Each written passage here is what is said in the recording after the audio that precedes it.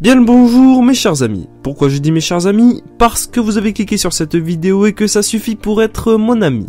Je suis votre Nakama. Encore une théorie sur One Piece. Je n'aime pas les théories sauf les miennes et j'ai une bonne raison pour ça, mais si vous voulez la connaître, regardez ma théorie précédente parce que je n'ai pas envie de vous réexpliquer à chaque fois. Bref, le Kamikami no Mi, qu'est-ce que c'est? Pourquoi je vous mets pas le nom en français bordel?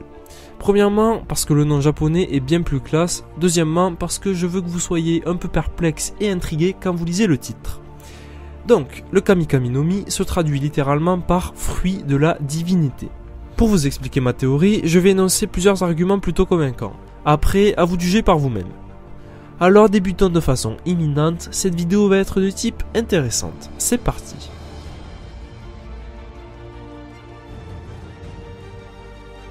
Maintenant que c'est un peu plus clair, le fruit de la divinité est en fait le contraire équivalent du Yami Yami no Mi, connu sous le nom de fruit des ténèbres et mangé par Marshall Dietrich. Je me suis informé sur les noms japonais des fruits et Yami se traduit en français par obscurité. Alors j'ai d'abord pensé que le Pika Pika no Mi, le fruit luminescent de l'amiral Borsalino, est le fameux alter ego du Yami Yami no Mi. Sauf que Pika ne se traduit pas par lumière mais par brillant. Mais bon, ça ne change rien au fait qu'il soit son alter ego, et encore je suis pas certain de cette traduction. Enfin bref. Ce qu'il faut savoir, c'est que Yami se traduit autant par obscurité que par ténèbres. Ce qui signifie que lumière ou pas, le Pika Pika no Mi ne peut pas être son alter ego.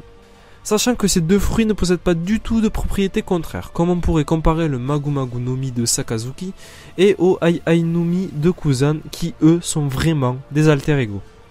Donc, j'ai réfléchi à d'autres possibilités, et j'ai constaté des éléments très intéressants.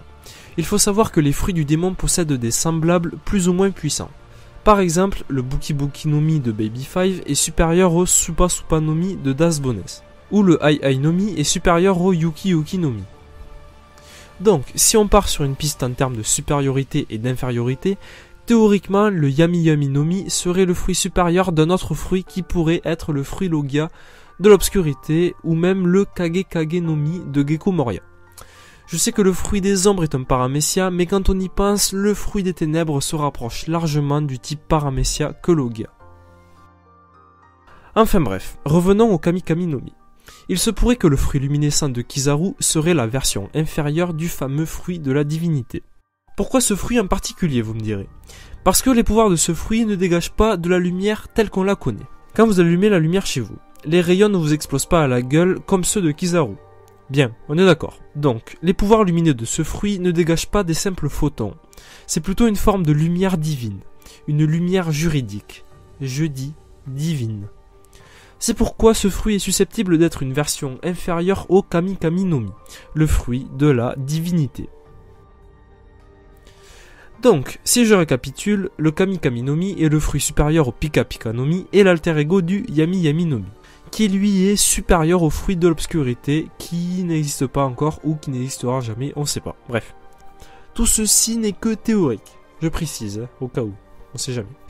Voilà pour les raisons de l'existence de ce fameux fruit divin, maintenant parlons de ses propriétés.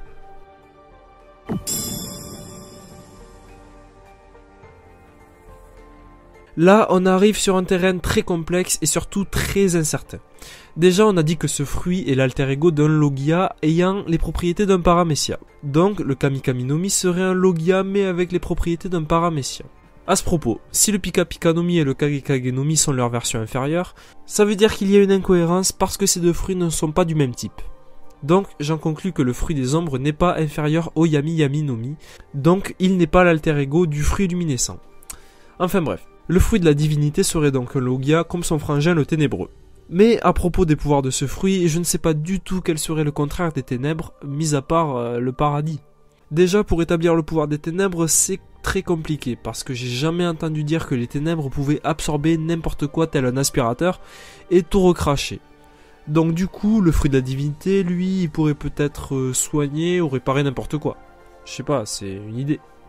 Par contre, le point commun qu'il pourrait bien avoir, c'est le fait d'annuler le pouvoir d'autres fruits du démon. Ça, c'est ce qui montrerait le lien qui fait de ces deux fruits des alter ego. Et ça serait très intéressant. Ensuite, on ne connaît pas tous les pouvoirs du Yami Yami no Mi. Mais si la théorie expliquant que ce fruit est capable d'absorber le pouvoir d'autres fruits est vraie, alors le Kami Kami no Mi, lui, pourrait peut-être retirer le pouvoir de son utilisateur, même de son vivant, ce qui serait extrêmement puissant, voire trop puissant. Un pouvoir intéressant venant de ce fruit serait de pouvoir absorber l'énergie vitale de n'importe quel être vivant, et pouvoir le garder pour soi ou le redistribuer à n'importe qui, ce qui serait également très très puissant. Ensuite, si ce fruit est la version supérieure du Pika Pika no Mi, ce fruit pourrait conférer des pouvoirs de rapidité extrême, ou même de puissance de frappe similaire aux rayons lumineux du fruit luminescent. Enfin bref, ce fruit posséderait une puissance extrême qui équivaudrait au Yami Yami no Mi. Et il serait très intéressant s'il était un point faible pour le fruit des ténèbres.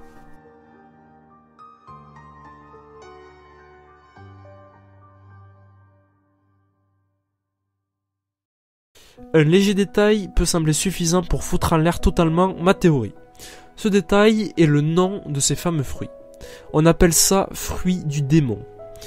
Du coup, un fruit de type angélique serait paradoxal, un peu comme le fruit Logia de l'eau par exemple. Cependant, ce nom vient du fait que les fruits sont maudits par les eaux, donc ils renferment un démon. Moi, je pense plutôt que ces dires viennent de croyances mystiques racontées par des vieilles légendes. Parce qu'au final, on ne sait rien sur l'origine des fruits. Alors qui dit qu'un démon se trouve parmi eux?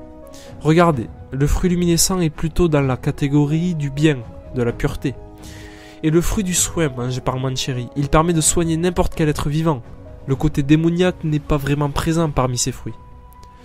Du coup, le Kami Kami no Mi, l'alter ego du Yami Yami no Mi, est totalement crédible. Mais il faut redoubler d'imagination pour donner des pouvoirs qui lui sont adaptés et qui offrent une puissance égale avec les ténèbres. Voilà, donc ma théorie est terminée, n'hésitez pas à donner vos avis dans les commentaires sans lui cracher dessus parce qu'elle peut plaire ou ne pas plaire. Je vous rappelle que c'est chacun son avis, les amis. J'espère que cette vidéo t'a plu, si c'est le cas n'oublie pas de t'abonner et de mettre un pouce bleu, c'est la récompense pour le travail de cette vidéo. Vive le Japon, vive les mangas et vive One Piece, Janne!